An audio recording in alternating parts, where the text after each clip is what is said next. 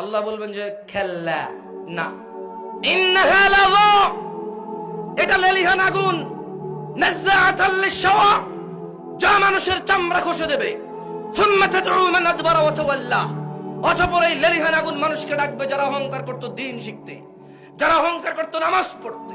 যারা অহংকার করত দাড়ি কেটে ফেলতো, যারা অহংকার করে টাকনুর কোথায় কাপড় আছে সেটা খেয়াল করতো না, যারা অহংকার করে বাপ মায়ের পরোয়া করতো না, যারা অহংকার করে শিরক বিদআতের পরোয়া করতো না,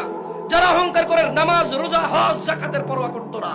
যারা মনে করতো ওলিয়াম মুর্শিদা আছে, যারা মনে করতো জাহান্নামে তো আল্লাহ বের, ঈমান যেহেতু আছে জাহান্নাম থেকে তো বের করবেই আল্লাহ, এই ধরনের মন মানসিকতার মানুষকে জাহান্নাম ডাকবে। যে অহংকার করে তাকে জাহান্নাম ডাকবে। শোনো নারায়ণগঞ্জের মানুষ,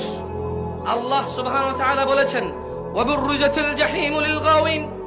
অতঃপর পথভ্রষ্টদের জন্য জাহান্নামকে